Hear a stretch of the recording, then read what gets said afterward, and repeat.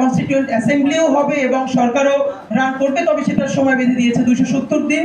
এই 270 দিন পর্যন্ত এটা কনস্টিটিউয়েন্ট অ্যাসেম্বলি হিসেবে কাজ করবে, তারপরে আবার সে আগের ফর্মে ফিরে যাবে।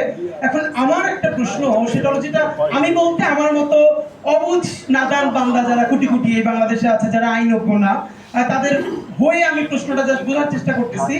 যে ধরেন নোট অফ ডিসেন্ট বিএনপি দিয়েছে, জামাত ইসলামীও দিয়েছে, হয়তো কিছু জায়গায় এনসিপি দিয়েছে, তো খুব মেজর কয়েকটা যদি আমরা ডেভেলপমেন্ট বলি, সেটা হলো উচ্চকক্ষে পিআর, এই ব্যাপারে তো বিএনপির নোট অফ ডিসেন্ট আছে।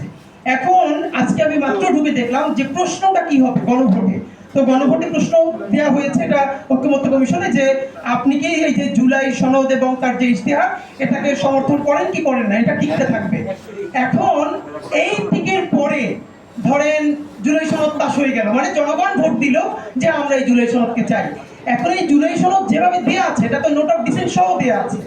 এখন বিএনপি যে তার নোট অফ ডিসেন্টটা দিয়ে রেখেছে, এবং ধরে নেই আমরা বিএনপি পার্লামেন্ট সরকার ফর্ম করলো, তো বিএনপি এসে যদি বলে যে আমরা আপার হাউসে পিআর করতে পারবো না, এটা তো বলেই দিয়েছি এবং সেটা জুলাই সনদের মধ্যে দেওয়াও আছে, তো এইটা জেনেই তো মানুষ এটার পক্ষে ভোট দিয়েছে। তোমরা প্রেশার দিচ্ছ কেন? আমি তো পারতেছি না। এখন যদি সেটা না হয়, তাহলে আপনার যতগুলো ব্যাপার আছে প্রত্যেকটার ব্যাপারে আপনি একটা একটা করে টিক দিবেন কিনা। যেমন জনগণ উচ্চকক্ষে পিআর চায় কি চায় না, টিক দেন। তাহলে এরকম করতে হলে তো আপনার 50টার বেশি টিক লাগবে। তার থেকেও বড় ব্যাপার হলো পিএইচডি যারা একমাত্র মনে হয় আইনের উপরে করে নাই আর পলিটিক্যাল সেন্সে করে নাই, বাকি সবাইরে তো আবার বিদেশে ট্রেনিং পাঠানো লাগবে খালি এই গুলো পড়বার জন্য যে এখানে আসলে বলছে কি।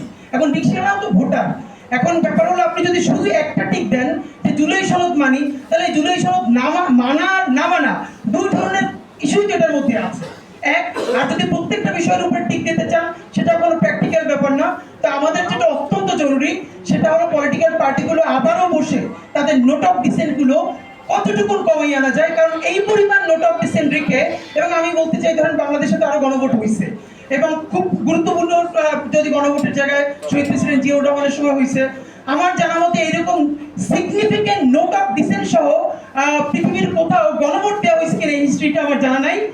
হ্যাঁ, একটু এই যে একটু এটা কি যাবে না, তুলে দিচ্ছে। আচ্ছা, শেষের ভাই মাত্র আসলে, তাহলে আমরা এটার ডিটেইলস শুনবো, যদি এটা ফাইন। কিন্তু ব্যাপার হলো এই হ্যাঁ, আমাদের যেটা একদম স্পষ্ট ছিল, জুলাই সনদ বাস্তবায়নের মধ্য দিয়ে আমরা যে নতুন নির্বাচনটা চাই সেটা তবে এটাও এখন এনসিপি কি পলিটিক্সটা করতে চাই, এটা তো আমিও ক্লিয়ার না, আপনারা কেউ ক্লিয়ার না, যেটা পলিটিক্সটা ভালো অর্থে করবে। কিন্তু এইটাকে সামনে রেখেও নির্বাচন যদি পিছিয়ে যায়, যে প্রচুর কাজ করে তারপর নির্বাচনটা করতে হবে, তাহলে সেটা আমাদের দেশের জন্য ভালো হবে না। তা আমাদের জন্য, এবং আমি ফাঁকে বলি যে শহীদ পরিবারকে তো আমরা সবাই যে যার কাছে ব্যবহার করি। আজকে এখানে আমরা সবাই বসে আছি, সামনে অনেক শহীদ পরিবার আছেন, তাই সামনে শহীদ পরিবার যাদের কাপড় চোপড় দেখলে আপনি বুঝতে পারবেন যে আসলে তাদের জীবনে তো কোনো পরিবর্তন আসে নাই, এটা তো বোঝা যায়। তো তাদের জায়গা থেকে এম্পাওয়ার্ড হয়ে আমরা যে যার কাছ থেকে পলিটিক্সটা করি, কিন্তু একদম বেশি নেমো খারাপ না হই, সবাই তো কম বেশি নেমো খারাপ, আমরা বড় অর্থে নেমো খারাপ না হই। এনসিপির প্রতি যেহেতু পাটোয়ারি হয়ে আছেন, ওনার পলিটিক্যাল স্টেটমেন্ট আমি এনজয় করি, খুব রিয়েলি এনজয় করি, এবং আমি মনে করি প্রত্যেক দল এরকম দু চারজন ব্যক্তি দরকার। শুধু এনসিপি লাগে যে পাটোয়ারির মতো একটা ফিগার পাইছে। তো আমি যেটা খুব এবার ভালো করে এটা বলতে চাই, দেখেন সামনে ইলেকশনে, এটা আমি এনসিপি পলিটিক্স করি না, কোনোদিন করবো কিনা সেটাও জানি না, কিন্তু বাংলাদেশের নাগরিক হিসেবে, জুলাইয়ের একটা ছোট শরিক হিসেবে আমার ভীষণ চাওয়া যে এনসিপি এই জায়গাটা, মানে আগামী 5 বছরের ইলেকশনটা শুধু চিন্তা না করুক, এনসিপি আগামী 50 বছরের পলিটিক্সটা বাংলাদেশে করুক। মুশকিলটা হলো আজকে এখনো তার সাথে বিএনপির সাথে অথবা জামাতের সাথে পলিটিক্যাল অ্যালায়েন্স হয় নাই, কিন্তু এখন কয়েকদিন পরে বিএনপির সাথে হলে আমার কোনো আপত্তি নাই।